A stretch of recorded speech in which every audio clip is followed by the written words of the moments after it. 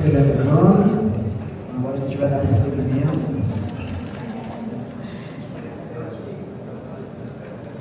Então, o Jailson não vai projetar, mas possivelmente se ele tivesse mais luz na plateia, seria bacana. Então, vamos fazer aqui a apresentação do Jailson, fundador do Observatório de Favela, do Rio de Janeiro, secretário de Educação do Nova Iguaçu, secretário da Secretaria Estadual de Ciências Sociais de Direitos Humanos do Rio de Janeiro, tem uma experiência em uma série de pesquisas e trabalhos publicados em estudos de políticas urbanas, atuando principalmente nos seguintes temas: políticas sociais, favelas, periferias, violência, educação e tráfico de drogas. Jailson de Souza Silva.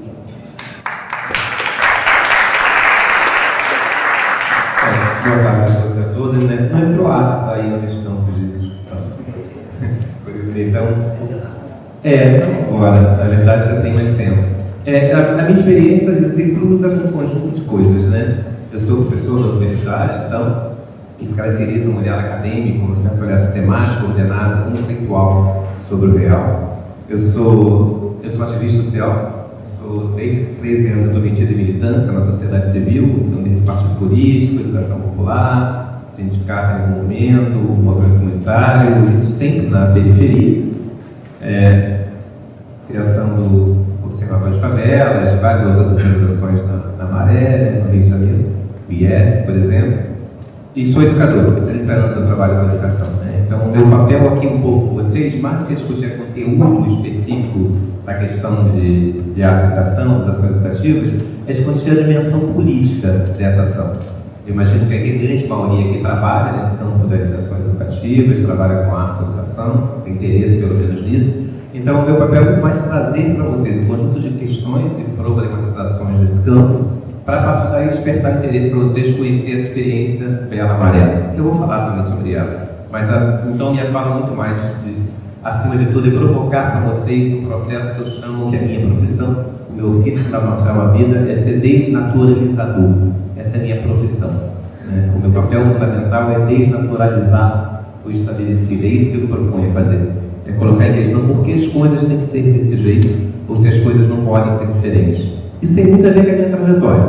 Objetivamente, eu já estou aqui, é um contrassenso, em certa medida. Eu sou o primeiro membro da minha família que chega na universidade, fui criado a vida inteira, nascido e criado na periferia do Rio de Janeiro, morei um tempo numa favela chamada Quitungo, conjunto do Quitungo, que hoje é a milícia que toma conta, ali atrás de Pina, quando morei em Arajá, morei na favela da Maré.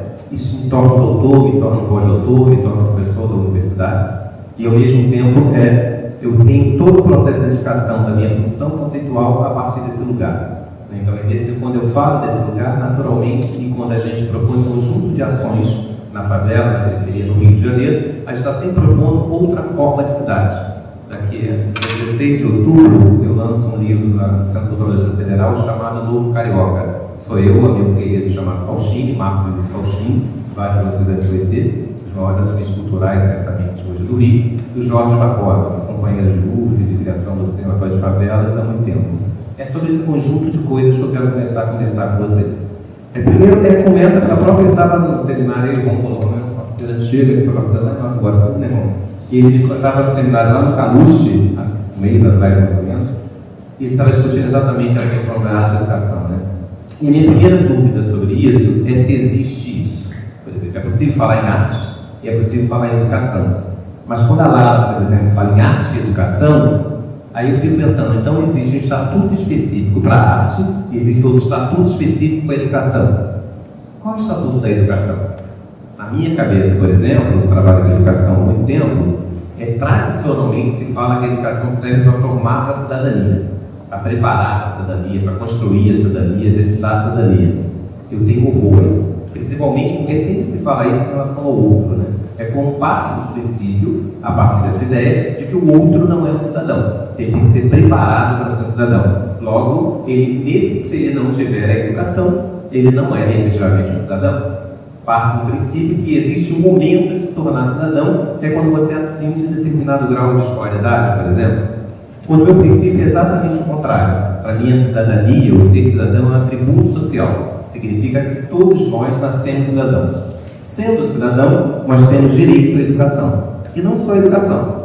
Temos direito à saúde, a trabalho, à habitação, à terra. a arte. Então, nesse sentido, a educação é um caminho fundamental para nos humanizar mais e mais, para nos tornar cada vez mais plenos como seres humanos. E para a gente se tornar um ser humano mais pleno, isso implica pelo menos 3 dimensões fundamentais. A primeira delas é só meio conceitual, sistemático, então vamos se preparando para isso.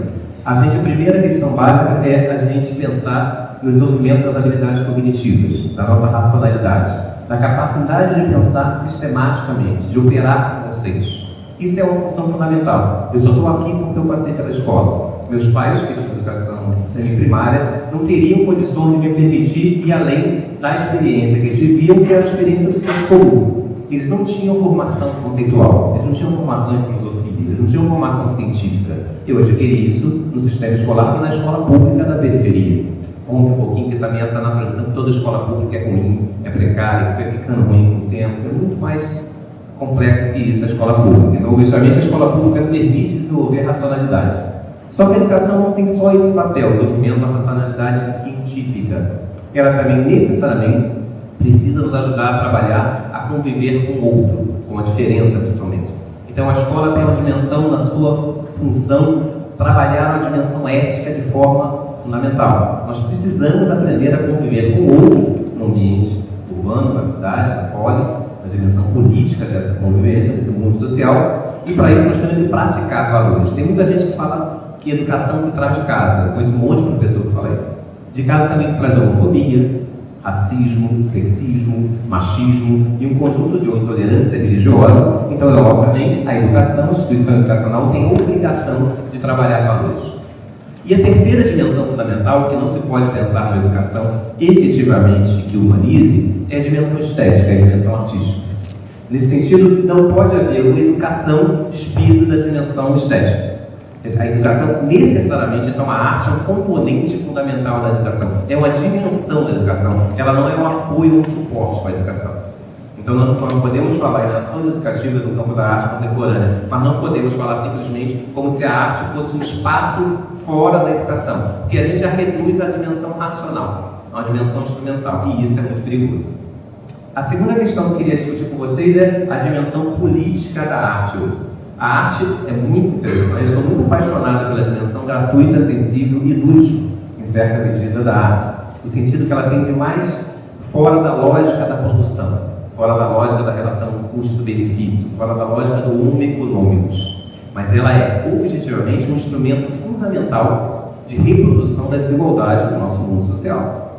Efetivamente, a arte hoje é um instrumento definido para quem falar em que lugar você está do mundo social. De acordo com a sua capacidade de ser um homem cultivado, é a primeira noção tradicional da cultura, é a capacidade que ele tem um bocadinho do Egito, conhece, por exemplo, todas as tradições dos pintores renascentistas, porque discute diferentes tipos de vinho, ou cada vez mais conhece as marcas de cerveja, a cerveja está se tornando cada vez mais cult, quer dizer, que consegue ter um saber erudito sobre alguma coisa, essa é uma pessoa cultivada. Essa é uma visão muito tradicional em termos da manifestação artística, da forma como se pensa a arte. E dentro dessa dimensão, alguns são considerados mais dotados dessa capacidade e outros. Nessa dimensão, a gente discute se faz arte na periferia ou não. Essas são as questões fundamentais para se criar um centro de artes visuais na favela. Teve um bando de gente que bateu muito na gente no Centro das Favelas, teve uma galera legal, parceira, bem esquerdista, falando isso é um absurdo, isso é uma lógica pequena burguesa. O que você tem que ter na favela é educação, é saúde, é creche, fazer um centro de arte, isso é uma coisa elitista, que efetivamente não expressa a cultura popular.